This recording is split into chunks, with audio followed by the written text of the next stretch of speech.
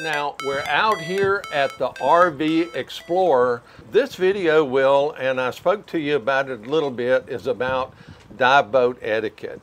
And since you're a dive boat captain, you're the perfect guy to talk to.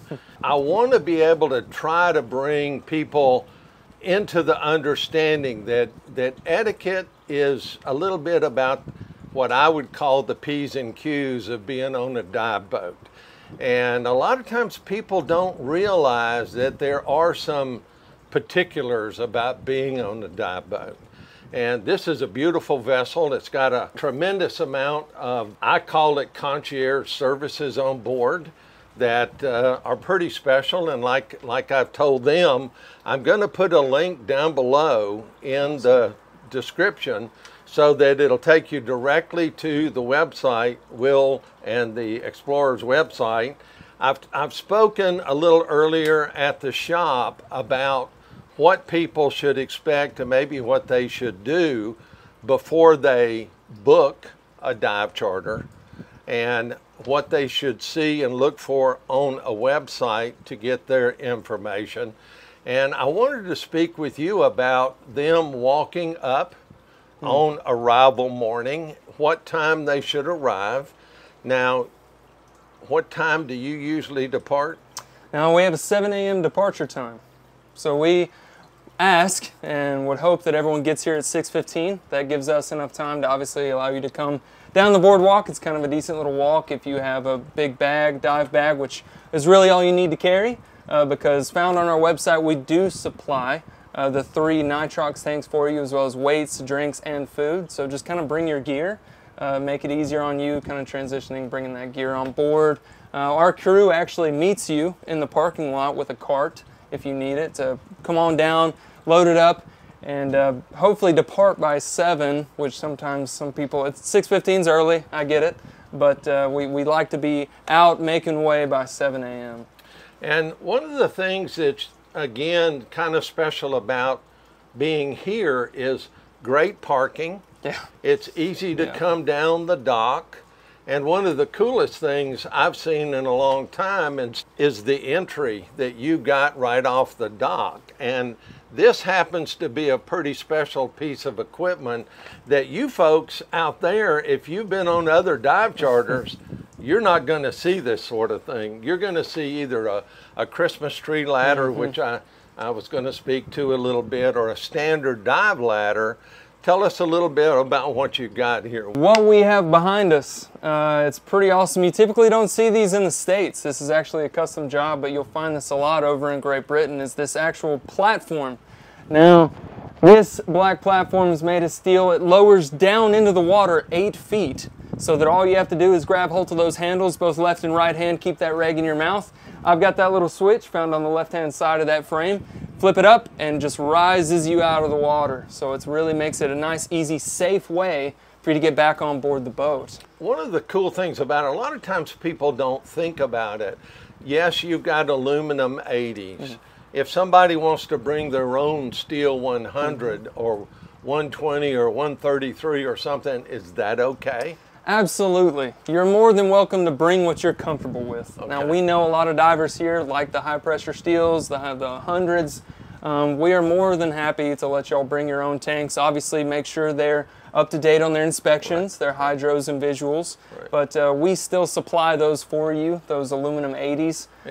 But we're more than willing to let you, whatever you're comfortable with, please bring. And one of the, again, I keep saying one of the neat things, there's so many neat things about this particular charter boat, but one of the things that you'll experience, especially if you're diving those bigger tanks, when you start going up a ladder and that boat's moving up and down, and you've got a 117, a 100, a 133 on your back, it can be a handful. Absolutely. Yeah. And so this elevator, I'm going to call it, is such a primo feature of this boat. I mean, I'm just kind of blown away by it.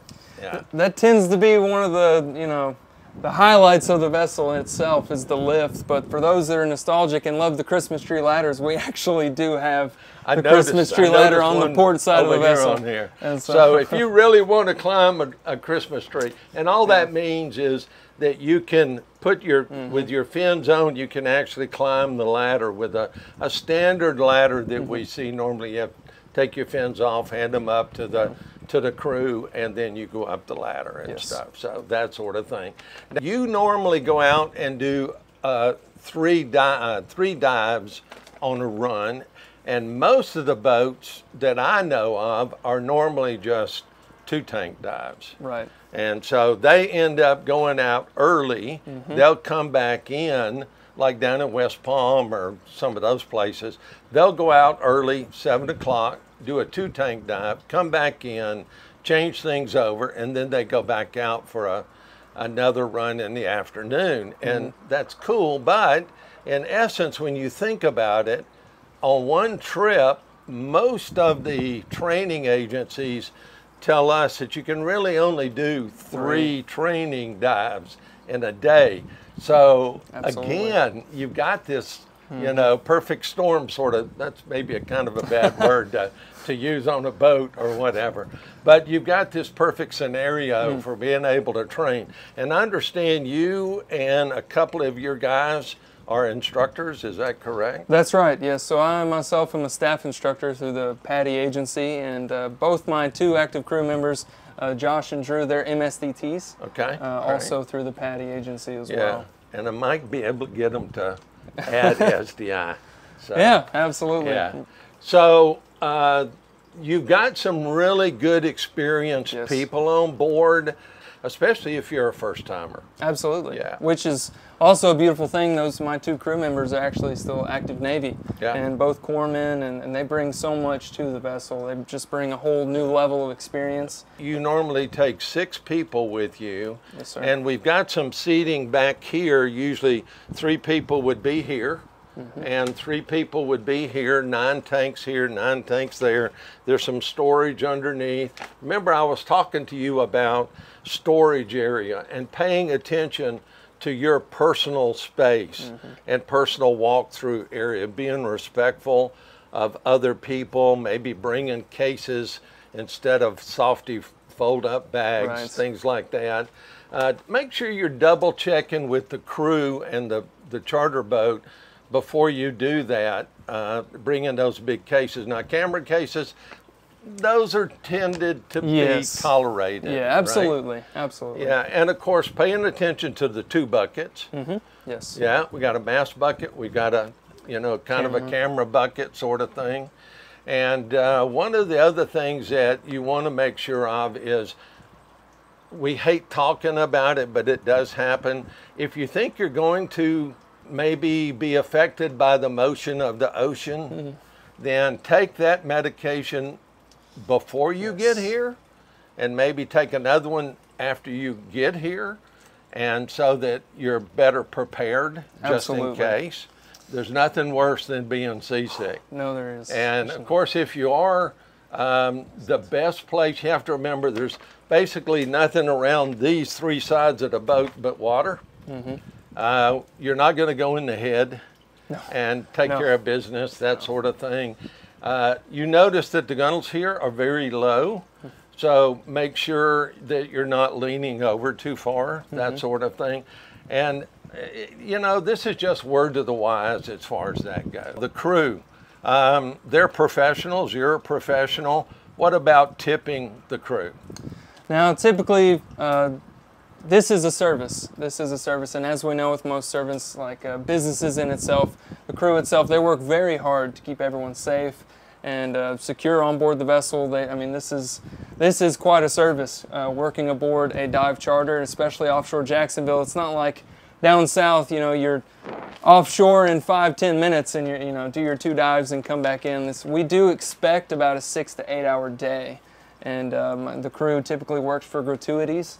And just like any service in itself, like if you go tip your waiter, I mean, tip your crew, right? It's kind of customary to tip the service guys. We've all had great service in restaurants. If you go to, I'm just going to call it Jiffy Cut and get your hair cut, or maybe you have a special stylist you go to or something along those lines.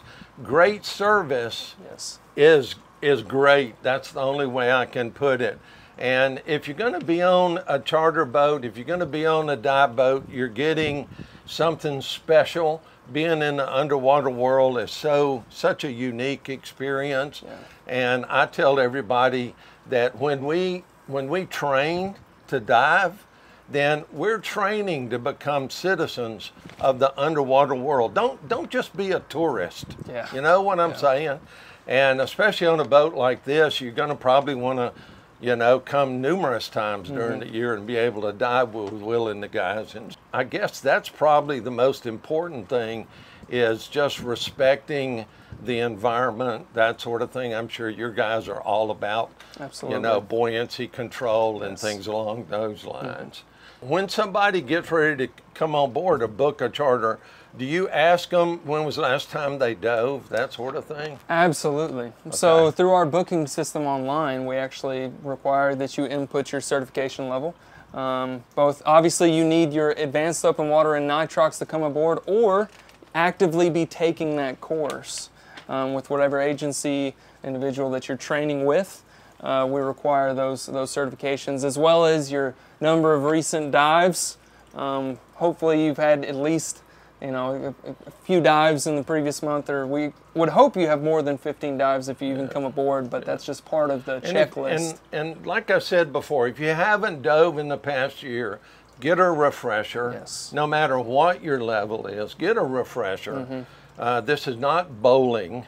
And it's one of those things, you know, again, when you're on board, just make sure that you're listening to the boat briefing. Like I'm sure you do a boat briefing before you leave the dock. So listen up. Don't be talking. Don't be on your cell phone, things like that. And as you're going out, you're probably going to do a site briefing before every site. Is that correct? Absolutely. Okay. Yeah. So listen. That's the most important thing. You may have questions, and that's okay to ask questions. But if you listen to the briefings, you're probably going to get the mass majority of your questions answered. Would you tend to agree with that? Absolutely. Returning to the boat, you know, make sure that you're paying attention to current lines, tag lines, things like that. If you don't know what they are, take a look, put it, you know, look on YouTube, that sort of thing. I'll be doing a video about the boat, the pointy end, the flat end, stuff like that. And so some of you that don't know, you'll know about current lines, tag lines, that stuff. Most divers that come on charters, they're fun-loving folks. And they all accept you. Again, being a first-timer is no big deal. But knowing some of the etiquette about being on a dive charter is going to make you more endearing to the other people and to the crew. And you're going to have a lot more fun on board if you know and pay attention to some of that etiquette. Absolutely. Well, thank you, buddy. Appreciate it. See you again soon.